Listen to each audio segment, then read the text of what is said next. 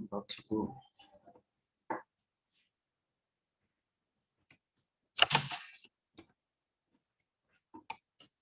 Hello, and thank you for joining us for this live video.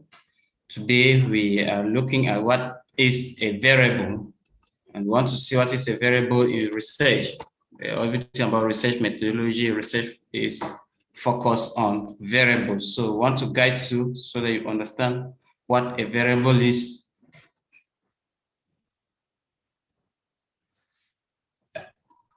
The whole of research is pivoted on variables manipulation. And so a good understanding of what a variable is and how you can use it in your next research work is what we will do today. As we share, please, we call on you to like our page, and you should also try as much as possible to click the notification button so that in case we are live, you'll get and join us for more exciting videos on the world of research and data. So to begin, we're asking ourselves, what is a variable? And I believe you must have heard the word a variable, either in a research methodology class in school, or you want to carry out a study, because there is no way you can carry out a scientific study without coming across the word a variable. So today, we want to start by saying that a variable in a research study is anything that has the potential, or any attribute of the research that has the potential to vary. It is an attribute of your research study that can vary, which can take on different values. And principally in a research study, as you understand, we manipulate variables to have an outcome. So a variable, in other words, is defined as a characteristic of the participant or a situation for the given study that can take on different values. Now we say for a given study because a variable in one study may not be a variable in another. And the opposite of a variable is a constant, something that cannot change. Anytime you hear the word a variable, know that it has the possibility of what? Having two options, two attributes. So a variable must be able to vary or take on different values or different levels of measurement. For instance, when we say age, now age is a variable because it can vary. We can define age in terms of the young, the old, maybe the adult. So we have a different intelligence, motivation. When I say gender, I believe that once you hear the word gender, what comes to your mind is male and female. Standard principle of gender, you think of male and female. So in this particular situation, we see gender as a variable and with attributes male and female. And now once we get this variable and we want to analyze our data, at times we have to transform these attributes now into values. We may decide in our study to code 1 for male and 2 for female, as we'll see in our subsequent videos. Now, in any research topic, principally we have two key fundamental types of variable. We have the dependent variable and we have the independent variable. So we have the dependent variable, which is your variable you manipulate to see its effect, and we have the dependent variable, which you see the changes are occur to the dependent variable because you have manipulated the independent variable. As we progress with this lecture, we will talk more into. However, I just want to indicate some common terminologies that we hear when it comes to variable. We talk about dependent variable, independent variable, you hear intervening variable, mediating variable, extraneous variables, and these are different. We have Latin variables and so on and so forth. So it is very, very important for you to have an understanding of what a variable is. So like I said earlier, each research study by standard principle must have two key variables, the independent variable and then the dependent variable. Now, the independent variable is most often assumed to be the presumed influence. It is a variable that influences the other variable. Now, it is the presumed cause, whereas the dependent variable, on the other hand, is what? The presumed effect. when you're carrying out a study, you are manipulating your independent variable to see how it affects the dependent variable. And so traditionally what happens is that once you pick up your independent variable, there is a need for you to stratify to bring out different conditions. For instance, let's assume that we are trying to study the effect of watering on the growth of plants. For instance, you have a tomato, and so you know that watering has something to do, but you really want to carry out a scientific study and examine. Now here, watering becomes your independent variable, and the growth of plants becomes what? The dependent variable, which means the growth of plants depends on watering, since it is your independent variable. And such a study, most of the times we may use the intervention technique, where we will now have to divide. Maybe you have two pieces of land that we have to subject one to watering and the other one we don't water, so that at the end of the day we evaluate and see if the growth of plant is different. The assumption or our null hypothesis simply means there is no effect of, there's no difference between watering and not watering. And we are carrying out a study now to see that watering will influence the growth of plants, and if it does, then there should be a significant difference in the growth of plants between the two pieces of land, the one with water and the land without water. So that is how you have to look at variables in a research when we talk about dependent and independent variable. Just as a recap, we have principally two types of variables, two major types of variables in any research topic. The independent variable, which is the presumed influencer, and then we have the dependent variable, which is the presumed effect. You are manipulating the independent variable. For instance, we've segmented our two pieces of land, and we subject one to watering and the other one we don't water, to see how it will affect the output or the growth of our plant. And basically, the growth of the plant becomes the dependent variable, because what we are saying is that the growth of plant actually depends on watering. So, like the word independent, which means we have control over, but the dependent means whatever happens to our growth of plant is influenced by what? The watering. Now, put simply, I know you may have questions in your mind, you may have some worries that you're looking at. We've talked about the growth of plants, and we are using watering as one. But you know there are other factors that will equally affect the growth of plant. We have sunlight, exposure to sunlight, the soil fertility, and so on and so forth. What happens? How will I know that the effect of the growth that I'm experiencing in my plant is purely coming from what? The watering that I've applied. Now, that's where, as a researcher, we talk about other factors, other variables, which are known as extraneous variables. So, extraneous variables on their part are those independent variables that have a potential to influence your outcome variable, of which you are not interested or you are not manipulating in your study. In other words, what are we saying? There are still independent variables that will influence the dependent variable that you have not considered as part of your study. Rather, you have randomized. And randomization here tries to make sure that you neutralize their effect.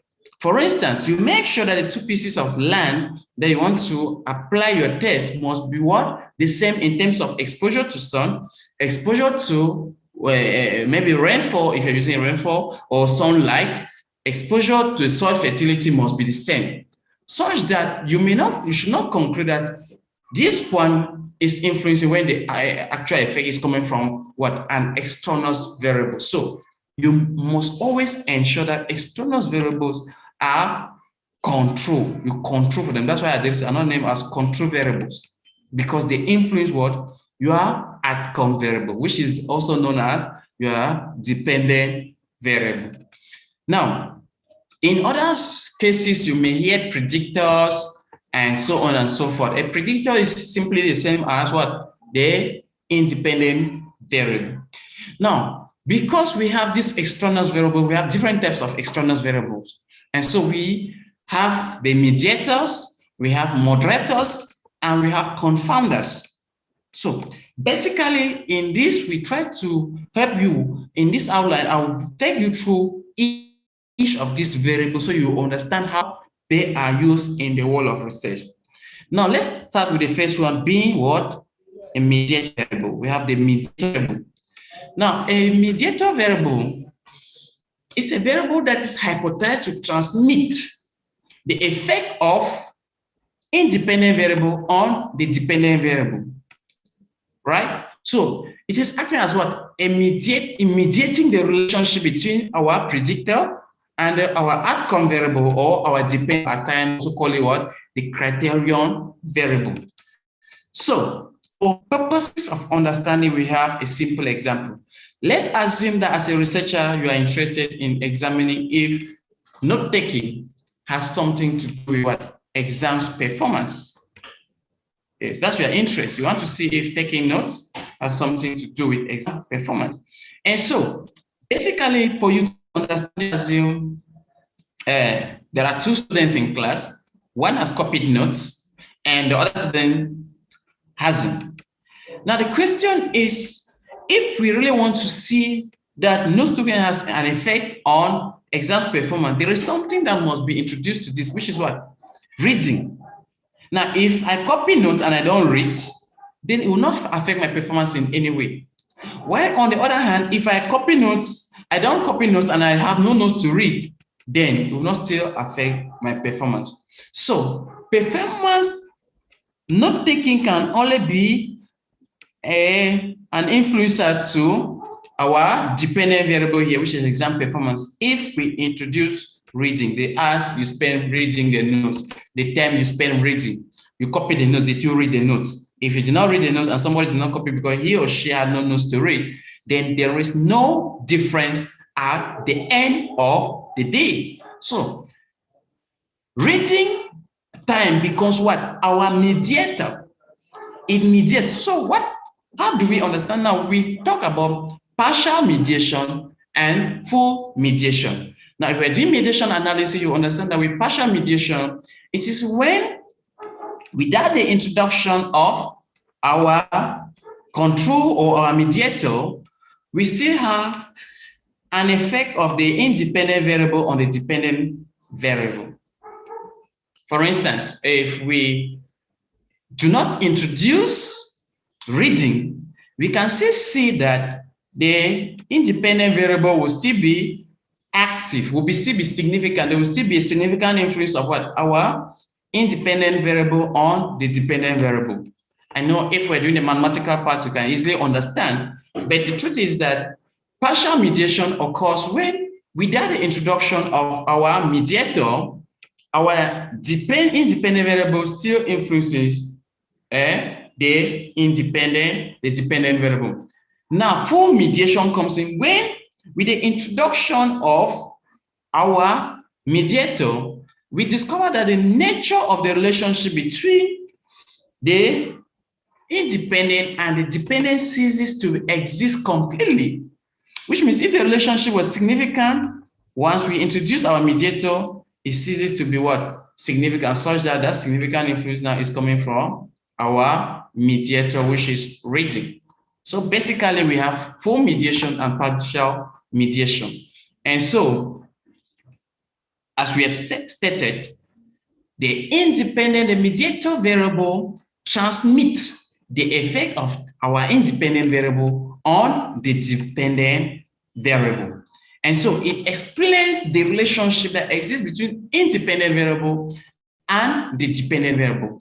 And the absence of the mediator may cause us to conclude that our independent variable has no effect on the dependent variable. Basically, that is the possible conclusion that we can draw. Now, apart from the mediator we have seen, another variable that we want to also talk form of variable is what? Moderators. Now, a moderator is a good example of a moderator is equally an independent variable that influences our dependent variable. Now, the effect, as we will see, that it is a variable which specifies the condition under which independent variable affects what? The dependent variable.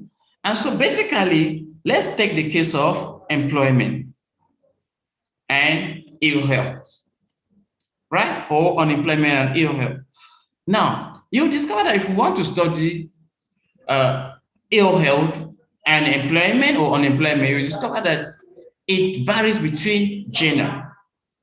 Or another simple example, we are trying to study the performance of workers in a company. The question we are asking, will the performance change if we employ only female workers?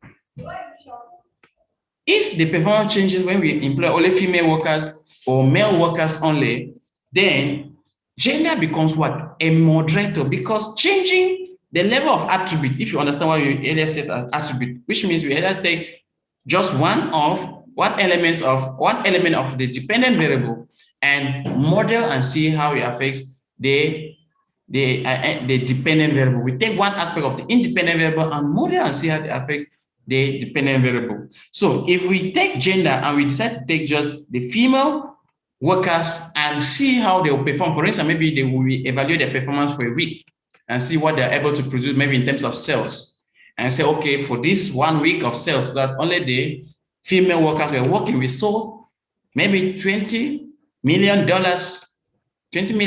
or $2,000. Now we come the second week, we take just the male workers and they sell $5,000. In this case, you discover that performance depends on the gender. So gender becomes what? A moderator variable. It moderates the relationship between our dependent and our independent variable. So why the last part or type of variable we'll see for today's presentation on variable is cofounding variable. Now, we talk about cofounding variable, and a cofounding variable is a variable other than the independent variable that you are interested in that may affect the dependent variable.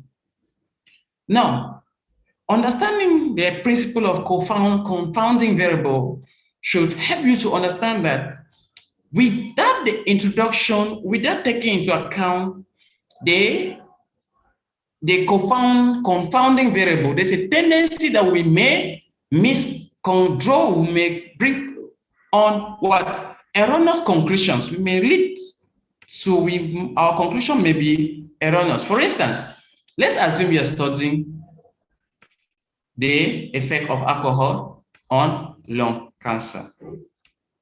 Now, basically, there is something that can play a role and bring you to wrong conclusion. Now, the effect of alcohol on lung cancer, you discover that those who are smokers, those who drink, most of them smoke, right? Yes, and those who smoke, they drink, such that there is a close relationship between drinking and smoking. Now, if you want to examine the effect of alcohol on cancer, there's a potential that you may conclude that alcohol leads to cancer. That is a possible conclusion that you can draw. But there is something that may actually be responsible for cancer, which is not smoking, right? I mean drinking, but it could be smoking. And since those who smoke drink and those who drink smoke, we may go to the hospital and they say you have cancer, go and stop drinking. Which actually, that we have this confounding variable, we will not say stop drinking as a solution to prevent the cancer. We'll say stop smoking, because smoking is actually the variable that. And so when two variables is very high, there's a tendency that that relationship can lead to what? A confounding relationship when we introduce a third variable in the equation. So alcohol may lead to cancer, may not influence whether you have lung cancer or not, but because alcohol has something to do, there is a direct relationship with alcohol and smoking, then we may conclude that alcohol has a significant effect on lung cancer. And so such a relationship in the world of data analysis and statistics is known as what? A confounding relationship. And we call these variables confounders because they influence that relationship. So basically, that is what we saw today as variables are concerned. Before we go, I want to give a recap. Now, a variable in a study has to do with attributes of the participant that has what? The potential to change, to vary, to take on at least two different outcomes. Now, a good example would be gender. When you hear the word gender, you think of male or female. Levels of education. You have secondary education, we have university education or degrees, whatever you want to classify.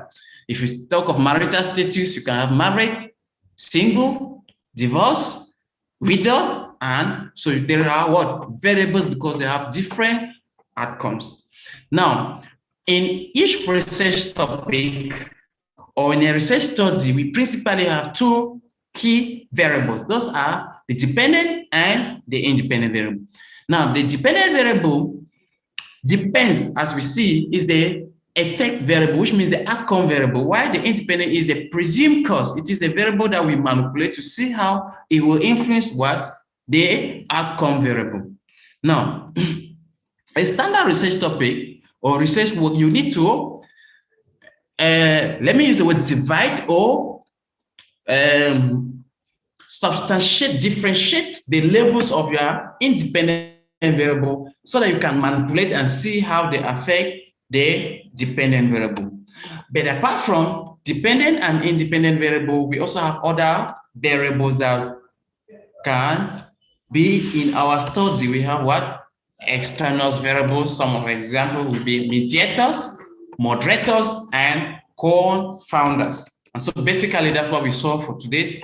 And so a good understanding of dependent and independent variable can help you to develop your research questions, can help you to develop your research hypothesis, and can help you to develop your research objectives. So if you have any question, leave it in the comment below. And if there are challenges or you will just be there to answer your questions, a comment, share our video, like, and subscribe so that anytime we're on, you should be able. So click the notification button and see you next time. But remember, we are on Facebook as First Links Academy, on YouTube as First Links Academy, on Instagram First Links Academy, as well as on Twitter as First Links Academy. Like, share, and comment, and see you in the next video.